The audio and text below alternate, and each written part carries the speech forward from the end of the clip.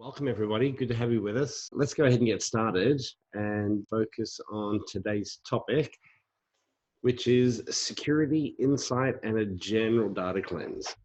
So thanks so much for registering. Obviously, something caught your attention in relation to today's topic.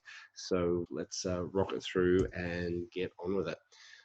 Okay, so on today's agenda, a slightly reduced agenda for the year, but we'll spend a little bit of time in Eloqua as well today, looking at some planning, looking at what was successful for 2020, or sorry, for 2019, and help you with some planning for next year. We also thought it was timely to have a look at a little bit of data security in Eloqua and just make sure you're aware of some of the options that are available, as long as what also in relation to what you have as a part of your package with Eloqua, but also just from your point of view as users and perhaps even as administrators of Eloqua, making sure that you're doing your bit to ensure that security is at the right level within the platform. In addition to that, we'll recap on the Release 19D updates and enhancements. Some of you will already be experiencing some of those updates, and so we'll cover those off in a little bit more detail for you. My name is Derek Bell. I'm the Director for Customer Success and Marketing at Marketing Cube, and we've been running these webinars now, I think, for 3 years each month. So thanks so much for joining us. Jason O'Donnell, our Account Director, is also on the line. Jason plays the invaluable role of helping with the chat. So if you do have any questions throughout today's webinar, please engage with Jason, and he'll be sure to bring that to my attention as we move through. Something else that I thought I'd do today, just for a little bit of fun, really more than anything else, is when you register for the user group initially, and then at different points accessing different content that we offer you, we ask you to sort of identify yourself in relation to how often you use Eloqua. So we take that information, we then transpose it, and we identify you as either a power user, a frequent user, a light user, or perhaps even a non-Eloqua user. So just as a general makeup of the group who have joined us today via registration, there's a mix-up of your profiles, essentially. So it was just a little bit of fun, give you a bit of an idea of who attends the user group each month. So part of the thought process or the reason behind why we wanted to focus on some of these strategic priorities was an email that I received last month from Which50. Some of you may be familiar with Which50. I should point out that there's no financial remuneration nor sponsorship involved in the user group. This is just, honestly, it's just something that I register or I receive, subscribe to. They're kind of, well, they're journalists essentially, but focusing in the technology marketing sector, Australian-based organisation, and they do some great work. So if you've not heard of them, I encourage you to find them. So I think the point behind Which50 was where we often say potentially as marketers, well, I know I'm getting it right 50% of the time, but I don't know which 50, hence the title of the organisation, so Which50. So there are a range of things that were set as 2020 strategic priorities for them, and they've sort of bullet pointed those here, which was done in conjunction with a research firm called Adapt. And so you can see there, I've kind of highlighted in bold some of the key things that they've identified. Certainly earning customer loyalty is a big one. Also that trust, data, security, and privacy are going to be the defining factors for brands in the future.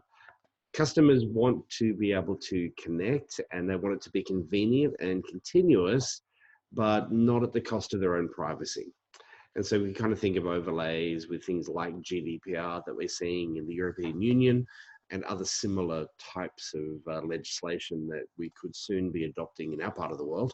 It's timely that we potentially have a look at this. Now, further in the report, the 2020 strategic priorities, Adapt put together essentially the top 10 strategic priorities based on the research that they had done. And the thing that stood out to us here, there's obviously quite a few that stood out, but the one that really stood out was around architecting a secure and resilient organization, of which Eloqua, for many of you, is a part of that organization. So depending on the size of your IT team, or maybe you have IT outsourced, it's just important that you as marketers, and then hopefully someone within the organization from a security point of view, is crystal clear on what's available and what works from an Eloqua point of view, looking at being secure. So some really interesting points there. What I thought was interesting is keeping in mind this survey took place across many different industry verticals. And so point number 5, I thought was interesting, to think like a technology company. So I suppose at Marketing Cube, we consider ourselves a technology company. So perhaps we can help on some of those things. But interesting points and certainly worth our attention. But let's start with managing success and looking at how we can take a look at 2019, looking at some reporting, understanding what we've done to see what we can do better in the new year.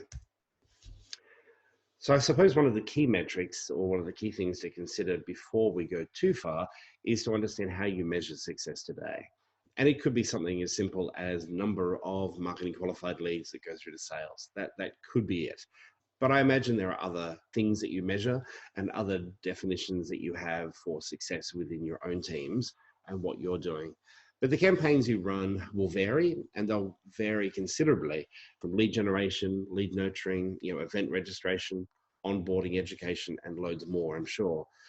But those measurements will vary across each of them. And I had an instance a couple of months ago to sit with a client who was pulling out some numbers from Insight, looking at their average open rates, click-throughs, form submissions, those sorts of things. And we're really just applying those generically at a high level. However, when they really broke it down and then divided those numbers by email groups, when you consider that your email groups typically are slightly different audiences, they found that those numbers actually varied quite a bit. And so while the average right across all of their campaigns was good, they did find that when they broke it down a little bit better, focusing on email groups as an example, they were able to see quite a bit of difference in relation to the different audiences, the types of comms, etc. So apples are not always apples. I think you need to think about your different campaigns and how they're working, and potentially not just have a single generic measurement for success, but potentially look at the audiences that you're looking at and then define those goals based on those different audiences that you're looking for growth or whatever it is you're looking for within those different segments. So looking at some ideas to think about in relation to metrics, these are just some ideas that you might want to think about. And I suppose as Eloqua users within the digital marketing space, there are some defined metrics, and these are percentages. These are, am I getting an X% increase in reachable contacts, increase in click-through rates, increase in marketing qualified leads, and potentially a decrease in hard bounces. So hard bounces, getting a decrease in those really has to do with managing your data more than anything else. You have no control when people leave organizations and email accounts are terminated. That's out of our control, but we can certainly make sure our data is clean, which would obviously impact the overall campaign performance from a percentage point of view. Then the other side of the coin, I thought, was around process improvements. So these are not metrics really that can be applied, but they're improvements in the way that you use Eloqua, and improvements potentially in the way that Eloqua is integrated with other platforms, and the CRM being the most common one. So maybe you're looking to have smoother event registration processes, making sure that we're using a single campaign canvas to deliver that registration process to people. The CRM is generally a bit of a moving target from a technology point of view, and I would imagine for most of you, it's certainly the case for us, that just in the case of the last 12 months, there have been changes to the CRM. There have been changes to fields, there have been additions of new fields, some fields have been taken away, etc., no longer applicable.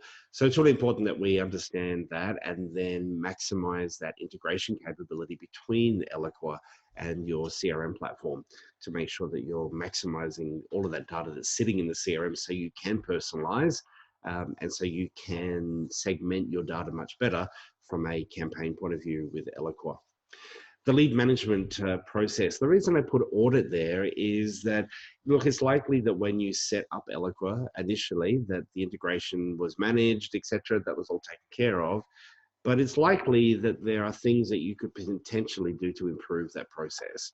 Also seeking feedback from sales. Are sales on the ball? Are they happy with the way those leads are being delivered? They're probably never happy with the quantity, but that's okay. There's only so much we can do. But is there more information potentially that could be sent through to the CRM from a lead management point of view? You probably also have some always on campaigns. And this is something that I'm working on at the moment, especially as we've moved from previous source landing page editor and email editors to the new emails. There are assets that I'm still working on that I need to retire and update, etc., and then make sure I remove those from old campaigns. One of the ones I need to get done, which is almost done, is the user group onboarding campaign. So when new users join the user group, like many of you will know, we walk you through about I think it's maybe 6 emails over about 5 months, just providing you with some tips and ideas and suggestions on things to help you get up to speed with Eloqua. So your always on campaigns are a good place to start. Think of an email sitting in a form that is potentially the confirmation email. And these often hang off the back of the website. So if you do have forms integrated with your website, it's probable that you have some emails coming out of the back of those forms. Let's make sure they're up to date and current and on brand, etc. It's really easy to forget about those. Better form management. Maybe you're looking at improving attribution, etc. So with the new year approaching, it's probably a good chance to revisit campaign metrics, understand what they can do, and help you get better insight in relation to what you're doing. So one of the quickest ways you can access some of that information is utilizing the dashboards within Eloqua. I find these really helpful because from a visual point of view, they help me uncover trends, also understand what's working and what's not. Or as I say there, what could do with a review, which essentially means it's not working. All right, so it's time to optimize and it's time to improve those various bits and pieces. So dashboards by design are meant to be a high-level view, accessing data to give you a very visual representation of what's happening. And hopefully, I think you'll agree that the Eloqua dashboards certainly do that. They certainly provide a nice visual interface. You can slice and dice by dates. You can slice and dice the data through your campaign type, campaign product and region. So that enables you to slice that information up, looking at email groups, looking at email performance, looking at click-through reports, etc., but from a visual representation point of view. So let's jump in and have a look at some of those so that we can get a better idea as to how we can play with them. So dashboards available up in the top right-hand corner of your screen. And from there, you'll be able to access a whole range of different pieces. So as you can see on the screen here, we've got campaign analysis overview. So that's looking at all campaigns within a particular time frame versus potentially looking at an individual or unique campaign with campaign performance. If you have closed loop reporting configured, that's all about campaign ROI and is very much connected to the CRM from an opportunity management point of view. So where the CRM will have opportunities with product line items and dollars associated to it, along with a status of either closed won or closed lost, the closed loop reporting can help you integrate campaign costs and then start to help you get a very clear idea as to which campaigns are driving the most revenue. So closed loop reporting is certainly something worth looking at.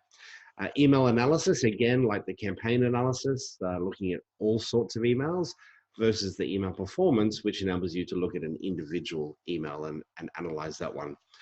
Email open by device, so looking at different devices where people are accessing, is it iPhone, Samsung, etc., mobile, desktop, those sorts of things.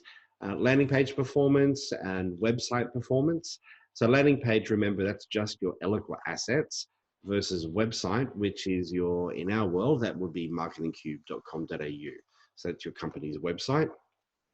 Form performance, lead score performance, and contact database health.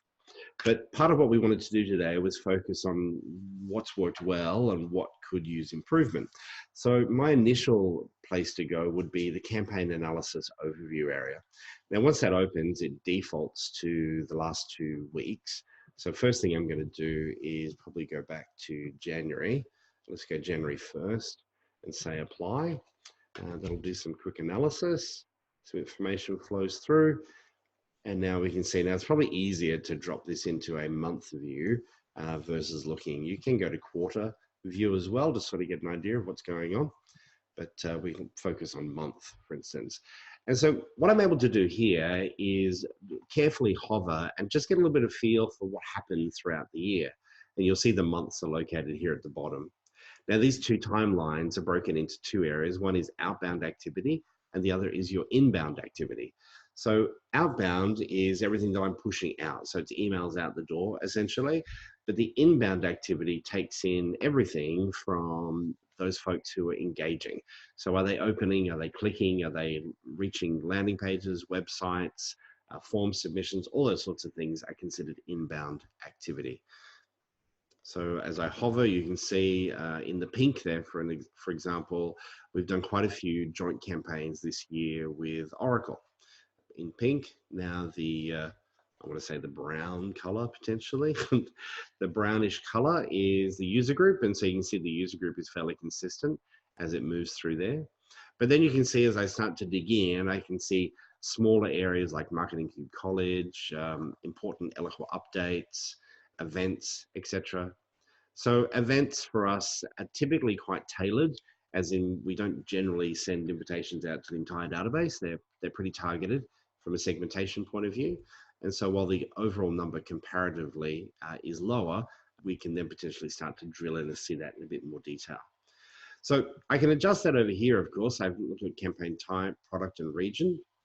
So if I wanted to, I could remove some of the areas that are maybe not as interesting. So let's get rid of demo and admin, get rid of the staff emails, and get rid of that one and that one. All right. So now we're just sort of focusing on the primary campaigns, I suppose, that we do as a business. So this essentially is our lead generation category or email group or campaign type. You can see the user group takes up a massive portion of what we do, events like so, and joint campaigns. So the joint campaigns would also be events. So events by itself is just Marketing Cube doing events. However, the Oracle joint campaign would be events that we've done in concert with Oracle. So I can sort of start to get a feel for what's going on there and see the flow throughout the year. Now the detail is captured down below, and I can expand that to, let's say, down to 75 different campaigns. So now I can start to see in quite a bit of detail. And I suppose the thing that I'm really looking at here is probably the total responses area along with the inbound activity. The outbound activity, that's great, but that's me. I have complete control over that. What I'm looking for is the engagement and the activity that's happening. So the last two columns will give me that information. And so what I'm looking for, I suppose, is spikes, information. It was really interesting this year, the January user group, which I'm now trying to remember the topic. I think it was either planning for the year or a deep dive into the campaign canvas, one of the two. But that's been one of our busier ones. You can see February got slightly busier again, etc. So you can see the naming convention really helps too. So when you've got strong naming conventions, if I zoom in a little bit there for you, the strong naming conventions really help you to identify without having to click through, without having to go any further. I can see exactly what those relevant campaigns are and what they're doing. So that's certainly one way to start to get a little bit of a feel for kind of what was working and potentially what wasn't working or needs improvement potentially. So certainly a great place to start and a good place to sort of get a little bit of an idea as to what you can do. Now, of course, you can then start to drill in depending on what the objective of your inquiry is. We could potentially start to dig a little bit deeper, and maybe it's having a look at email, let me go to email performance, email analysis, I'm sorry. So email analysis will enable me to interrogate emails, and let's do the same time frame. So again, I can go back to January 1st, get a little bit of a feel for what's happened throughout the year. I did this recently for clients. They were looking to understand, well, they said to motivate them, basically. They said, come in, let's spend some time, motivate us a little bit and see what we can kind of find. And so what I noticed when I looked at some of the email sends by email group, that they do have a number of newsletters. And so what I did is I broke down and looked at just the newsletters, and then we drilled in to have a look at the performance of those individual email groups against the different audiences. And then what we did is we went over to Insight, and from Insight, we extracted some reports to look at, again, just those email groups, but we included subject lines. and looking at the overall performance of those emails from an open point of view.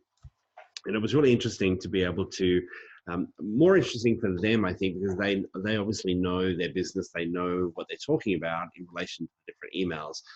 So when they read the subject lines, it was interesting to hear the discussion, which went on for about 20 minutes, I think, looking at the words they'd use, the length of the sentence that made up the subject line. And what we did is we did a basic comparison of the top 15 performing versus the bottom 15 performing to be able to do a comparison to see, was there something potentially to avoid from a subject line point of view. And so that was just one way that we're able to very quickly go in, find that information, get that data, and have a closer look at what was going on. All right. So here, there are all sorts of things you can do here too, by the way. So if you wanted to extract some of these things, you can click on the little download button and you'll get that in a PNG formatted file. Maybe if you wanted to drop that into a presentation of some sort, of course, you can always do a screen grab.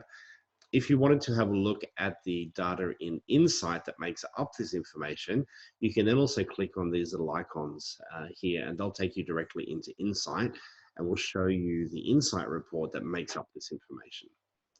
Let's zoom in there a little bit. You can just click and drag when you've got such a massive amount of color and information there. You can zoom in a little bit, which then starts to break things up, and so you can start to sort of get a little feel for what's going on. And then just hit reset zoom and you're back to where you were. So again, we can break this down by days and months, etc. And you can also change from opens, click-throughs, and form submissions. Opens is nice, but I think click-throughs is a far more productive metric to be looking at. And again, we can see the user group. This time it's blue, and you can see it's fairly consistent throughout the year. And again, we can start to drill down to the bottom here. And now we see the stats in relation to bounce backs, unique open rates, click to open, form conversions. If there were form conversions, I can make that list longer and drill down even further. So report details. So this is one of the examples where you can click on that link and it will now take you directly into Insight. And this is probably a good candidate for where you might think about, well, let's now interrogate this a bit further and potentially get it out into Excel so I can do some slicing and dicing potentially of what could be helpful. So you can see on the left-hand side, we have email group, the email name, etc., number of sends, etc., all that sort of stuff.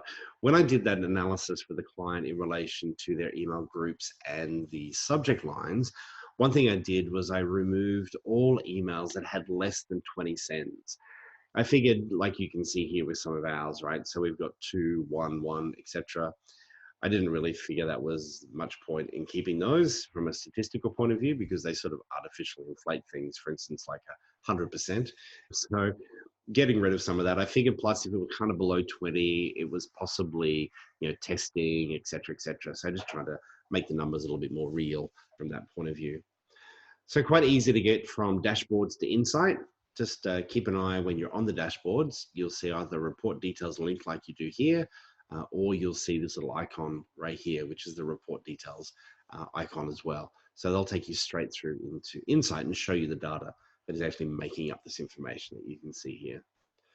So that's one of the first areas I go to. When it comes down to regular emails that I might be sending, let's take our 2019 Anzac Day email. So this is just a holiday notification to people, unique open rate, unique opens and percentages, click to opens, all those sorts of different things. You can see here in conversations I have with some of you, I often talk about the ability to have multiple segments at the top of your canvas based on your different audience members. The benefit of doing that is then when you come to have a look at email performance in this example, you can then see it broken down by segments. So for instance, what we're looking at here is the seed list. So this is all the Marketing Cube staff. Here we can see they're not very well engaged with this particular campaign, and we've got one of our support team who's constantly unsubscribing himself and resubscribing and unsubscribing. So he very rarely gets anything. But here I can see the performance in relation to clients, essentially customers, you guys, where we would have sent that notification to. And then you can also see the where information or emails get opened again and again. This email got opened as late as May 29th, considering it was sent in April. All right, so the other one that's worth looking at from a bit of an analysis point of view is the click map. And the click map is really helpful. The click map essentially enables you to sort of find out where people are clicking and what they're clicking on. I always find this interesting. So the link behind that image was in fact the same as this one right here, but it's the image that people click on. So it's always a good idea to make sure that you're putting hyperlinks behind images. It's certainly my experience, and we tend to do it hopefully with just about everything we send out the door. We always make sure that an image will have a hyperlink sitting behind it. So there's some information there for you. And I think that one there also went to the Australian War Memorial from the heading point of view. So click map is good from an analysis point of view, helping you get a really visual representation of how your different assets are performing. All right, let's keep going. And we'll have a look at the next area to start playing with, and this would be Insight. So we've all been using, for some of you, you've known nothing else. It's just been the Insight product. For those who have been using Eloqua for a little bit longer now, we know that the Insight that we see today on the screen right here is, well, it's about 12 months old, I suppose. I think it's 12 months next month. So hopefully we're in there, we're confident, we're manipulating reports. And I was told the other day by an IT professional, I shouldn't use the word manipulate reports. I think it was enhance was a better word. So enhance the reports, I suppose. But it's Insight that enables you to dig deeper and look at very specific numbers, either at an individual campaign level or more holistically at a much larger level. So if you're looking at types of campaigns, then you can really start to get into the numbers here in a bit more detail, essentially. So the bullet points that you can see right here on the screen, these are probably the more common reports, and you'll find this information in the Help Center. What I've done is then just kind of overlay that in bold, the reports that I probably access the most and the ones that I probably get the most inquiry from clients about in relation to wanting to know a little bit more information about. So all good reports. The ones in bold, as I said, are the ones that I probably would access just a little bit more frequently. Now, if you're still trying to figure out Insight, or maybe you're new to Eloqua and you haven't quite got there yet, there's a lot of information available to help you, and the Help Center is a great place to go. What we've done though is we've just built a page on our website. It's just our marketingcube.com.au/insight. It's not in the navigation. It's kind of like a little surprise. Essentially, we share this page with customers following training that we might do. But you'll find on there essentially a bunch of resources. So what I've tried to do is consolidate a lot of those Insight resources. Most popular part of that page are the 6 videos. Those videos go for kind of max 2 to 3 minutes each, and they'll give you a really good head start in relation to understanding what's available from an Insight point of view. So just as a bit of a recap, I wanted to jump into Insight today and just show you quickly how to build a report and potentially make some changes to a report should you want to do that.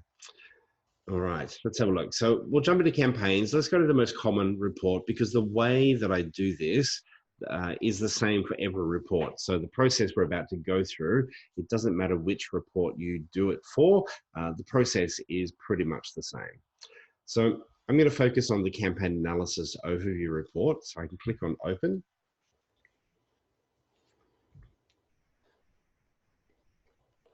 And you've got a few options here. Now, because I'm looking at a sort of a 12-month time frame, obviously this little pick list won't work. So what I need to do is change that back to blank, where it says select value. And then because the whole world lives in America, we need to do everything backwards.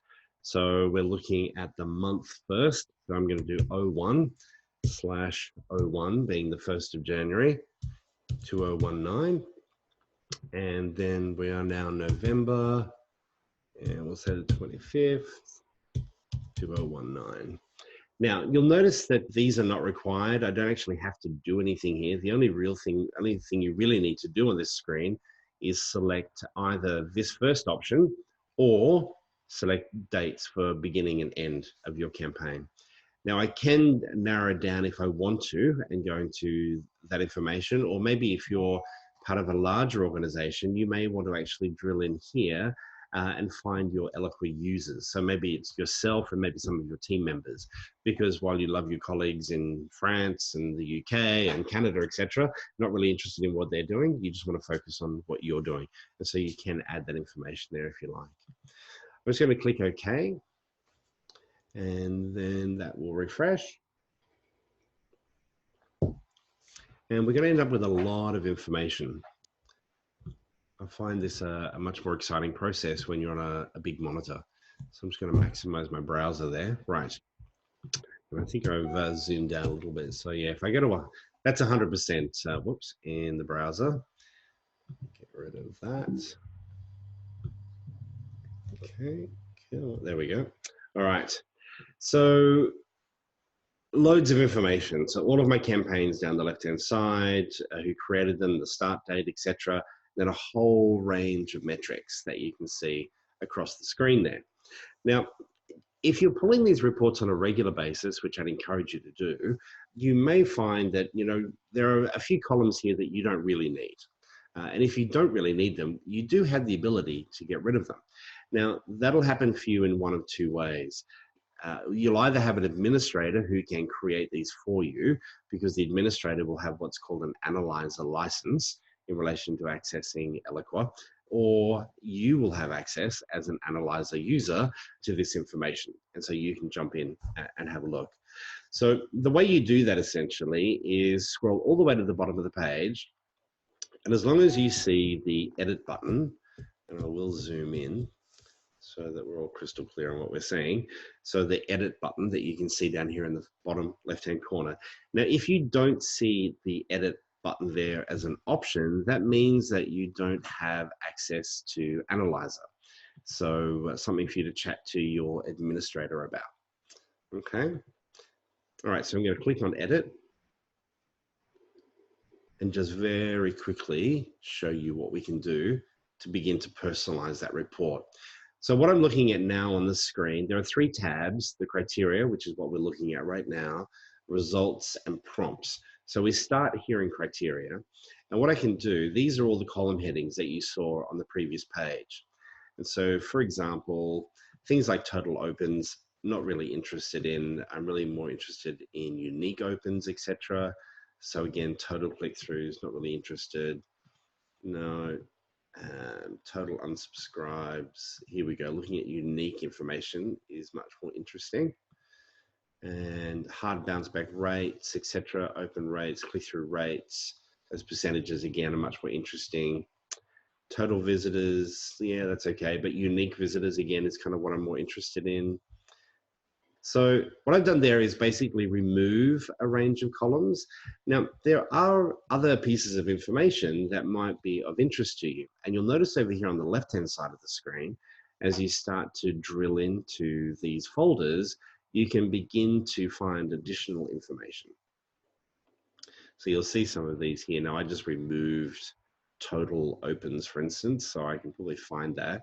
If I use the search function, I can type in that, and then now I've got anything that has the word total next to it, so I can add those if I wanted to, maybe external activity, responses, and then essentially what you do is you just drag that out from the left-hand side and drop it into let me zoom out a bit here. Here we go. So I was going to zoom out, and there we go, and it'll drop it in like so.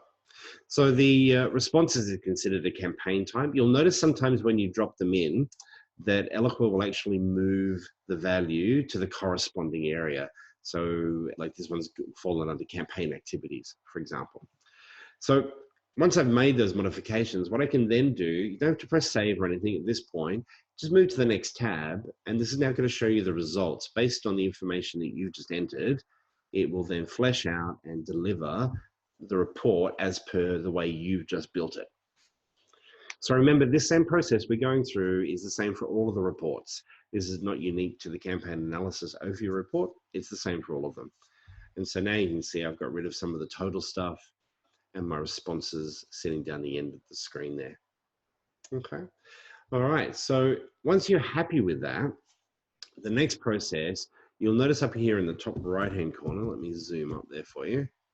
Up here in the top right-hand corner, there are two 3.5-inch floppy disks for the younger people amongst us. That's how we used to save things with computers. So you've got two options. You've got save, analysis, and save as. Now, if I hit save,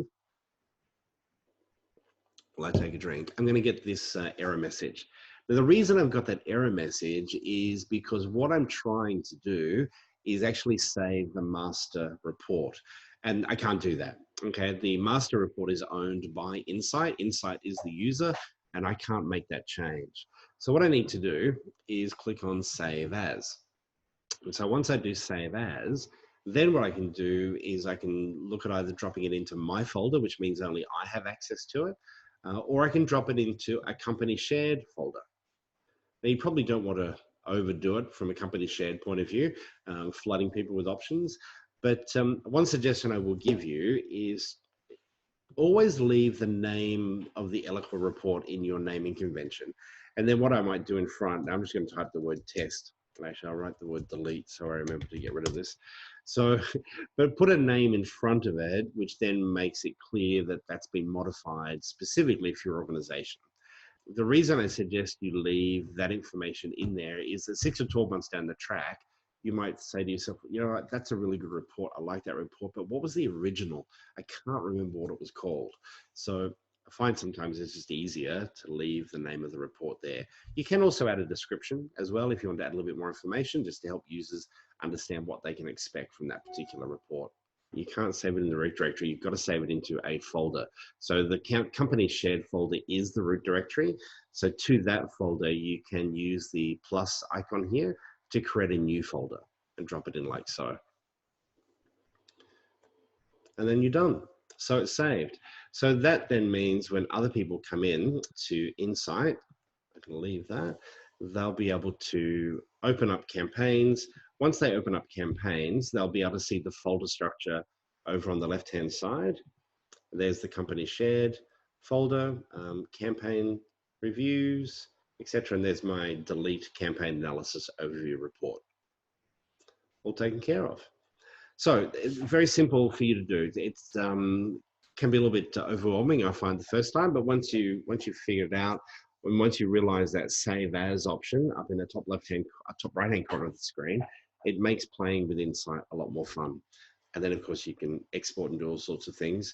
And perhaps at another point we can talk about dashboards, because there is a whole dashboard section available here as well within the platform.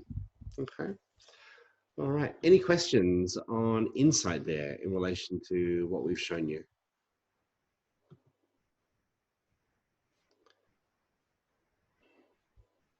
Okay.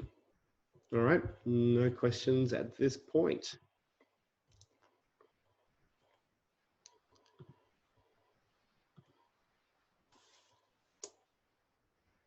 Okay. So the other side of the coin for today's user group was to talk about security and to understand what security is available. And in addition to that, what you can do as users to help ensure a secure environment. One question that often comes up from users of Eloqua is understanding where their data center is. So as you're probably aware, every instance of Eloqua sits on what's called a pod, and those pods are numbered 1 through 7, but there is no pod 5. Not sure why, but there is no pod 5. I just saw some information out of the team at Oracle here in Australia, and thank you to the team at Oracle for helping with that. Just getting some clarification around where some of the various pods are around the world. Pod 1 is probably the original pod. That one actually sits in Canada. Then you can see we have Singapore, Japan, the Netherlands, and in fact 2 data centers located here in Australia. So essentially the nice thing from most customers' point of view outside the United States is that with the Patriot Act and other issues, that your data is not sitting within the United States. So good to know. So that's kind of a FYI for you more than anything else, which kind of flows on to the next point, which if we go back to that original comment or that information from the ADAPT people, that trust, data security, and privacy will be defining factors for brands in the future. So what we want to do today is just help you understand some of the different things that are available. And those things are kind of in two parts, essentially. There's what you do to ensure data is secure. So that almost comes down to you to a little bit as a user, but there's also how your audience or your customers, your prospects, do they have confidence that their data is secure in the way that you manage that? Now, for them to have confidence, that can come in a range of ways. It can be through the way you articulate that very clearly to them when they maybe submit information via a form, being very transparent with them in relation to what that data's for, perhaps where that data's going, etc. We all know no one clicks, well, I suppose there's a few people that click on privacy policies, but once you scroll through, 325 pages of most of those, you don't really have a straight answer. So there are maybe other ways that you can be a little bit more transparent and a little bit, make it a little bit easier for people to understand what you're doing with data, how you're managing that data. That becomes a little bit more of a PR marketing exercise. However, there are genuine security things that you can do that are not smoke and mirrors and have nothing to do with marketing, but are real technology solutions to ensure security. And so Eloqua does a lot of that for you that you don't even have to worry about. Obviously secure with the data centers, backups and all those sorts of things. So that's all managed as a software as a service. But there are things that you can control. And one of the ones that I see occasionally is where past employees may still have access to Eloqua. So in the process of somebody leaving an organization, hopefully they're leaving on friendly terms. And obviously with a high degree of personal integrity, one's not going to access something that they know they shouldn't be accessing. But at the same time, we have a responsibility to make sure that any user accounts are disabled as soon as a person's tenure is finished with you. So it's something that your administrator should be taking care of, or maybe even HR should be including these things on, setup of new users, but also from an exit process point of view as well. The other thing is potentially in relation to exporting of data. So you do have some control over limiting users' ability to export data. From an Eloqua point of view, there's not an overly necessary, exporting data from Eloqua is not an overly necessary thing that needs to happen, especially when you have integration with a CRM platform. That information should be flowing backwards and forwards between the two platforms, but that's something for you to make a decision of. The next one would be SSL certificates. So this is the whole HTTP versus HTTPS. SSL certificates are available for your Eloqua landing pages, and you probably already have them on your website, hopefully. Can all users activate a campaign? So this is another level of access that the user profile gives you within Eloqua. This is probably more of a safety mechanism, really more than a security one per se, but it just means that potentially with some new users, you might limit their ability to actually activate a campaign. And then maybe, I know some clients will put staff through a fairly rigorous testing process and part of an onboarding process. And then at the end of that process, then they give them the ability to actually activate the campaigns without having to go through an approval process. The other one that sometimes can be a little bit sloppy is just, everybody in Eloqua is an administrator. And that's never a good idea. From a best practice point of view, from a security point of view, it's not a good idea to simply have everybody in the organization be an administrator of the platform. Now, for smaller customers, I fully appreciate, at Marketing Cube, there's kind of Matt and myself. Essentially, we're both administrators. And I understand for smaller clients, it can be a little bit difficult. People on annual leave, et cetera, et cetera. But just be aware that it may not be necessary necessarily. So I'll leave you to think about that one. So that's just a little bit of a security checklist. So from an export point of view, there are loads of different areas within Eloqua that you can export information. And a lot of that information is found in segments. For instance, when you view contacts and segments, which is what we're looking at here on the screen right now, you can also export from shared lists. There are a range of different places that you can do that. From the campaign canvas, you've got inbound and outbound report or entry and exit reports. The canvas, so again, you can export from there. So you do have the ability to control that. Now, to help you keep an eye on the instance and to understand what's happening in relation to the platform, potentially something like this can help.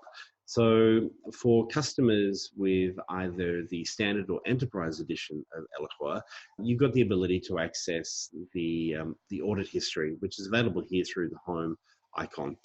Now, if you are on standard or enterprise and you don't see this, it would just mean that the administrator has not released that information to your user profile.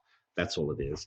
But you can see I've just taken a screenshot here as an example for you, just to see some, for example, export history in relation to what's been happening. And so you see the users that have been doing that, and IP address and data information.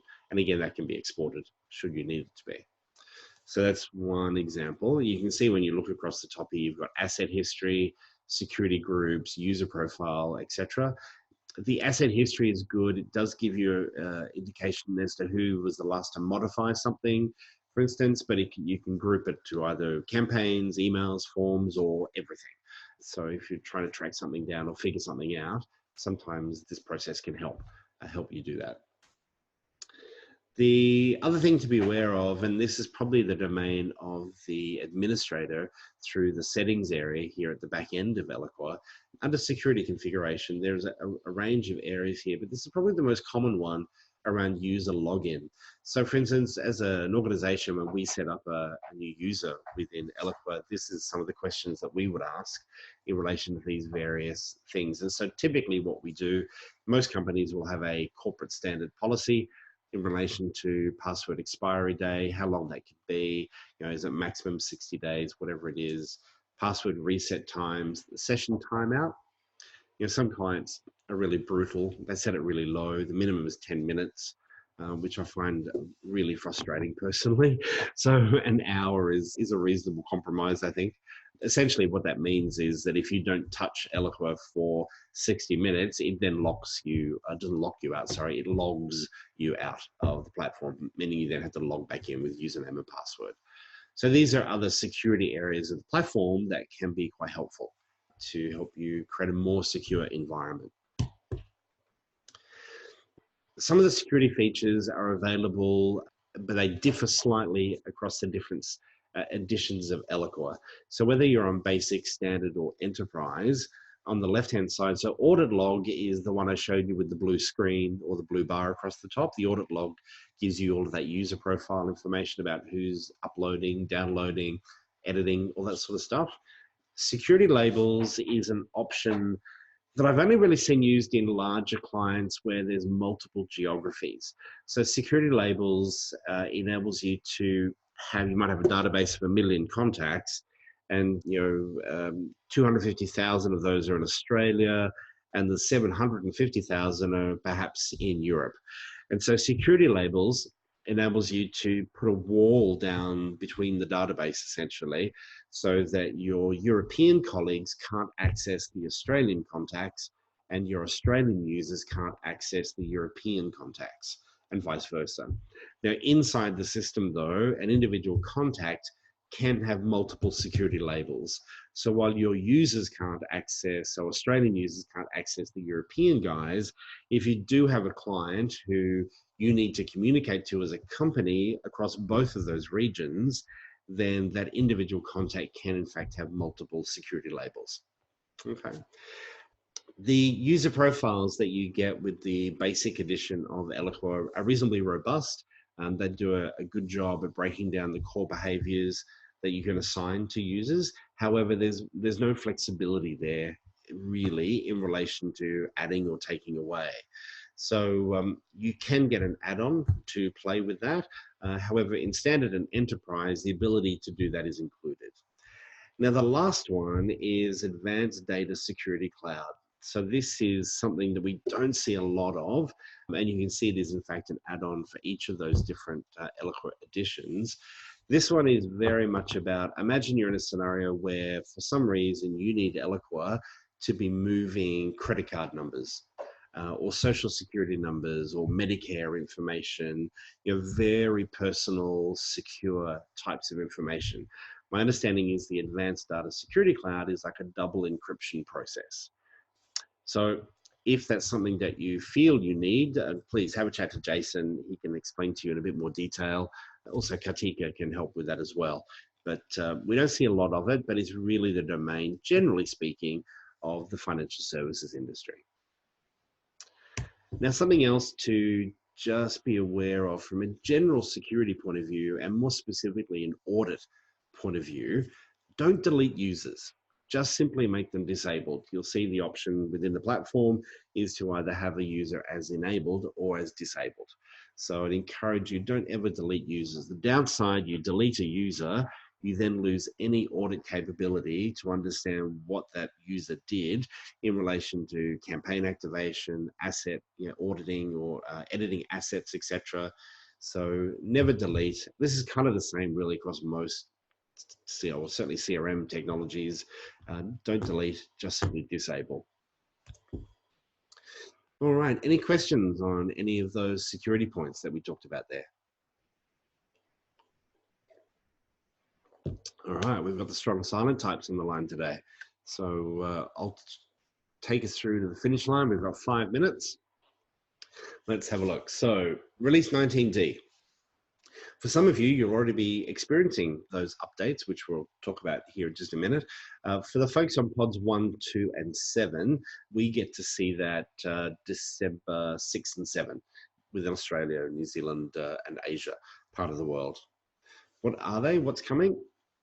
So one thing just to remember is that after release 20A, which will be about February next year, all new forms will be created using the responsive design form editor.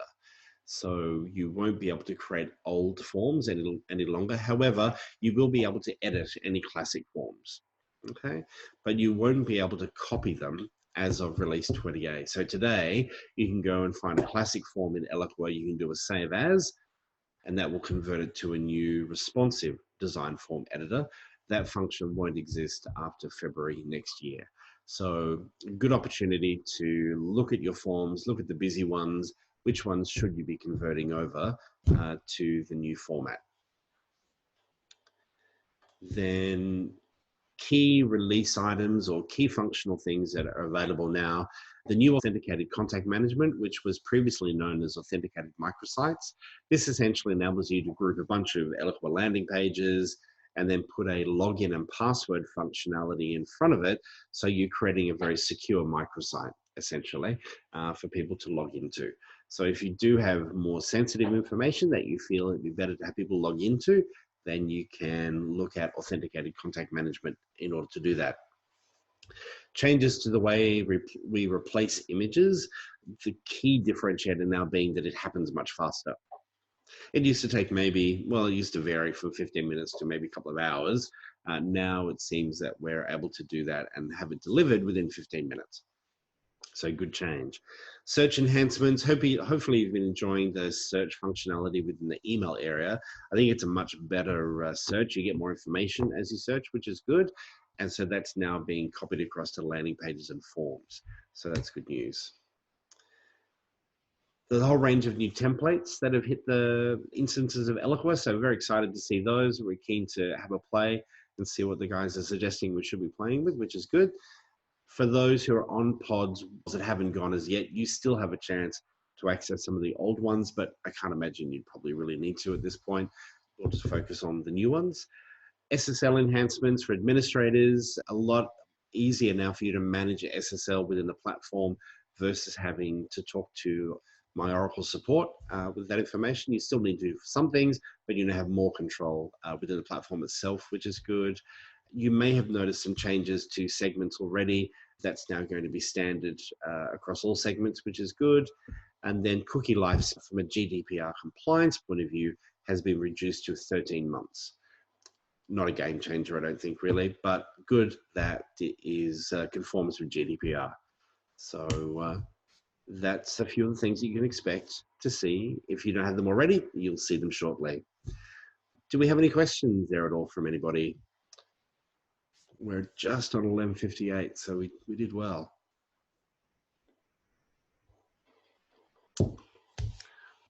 But thanks so much. We appreciate your attendance throughout the year and your support. If you do have any questions or queries or ideas, we'd love to hear them. Please send them through to myself or to Jason. Thanks again, everybody. Cheers.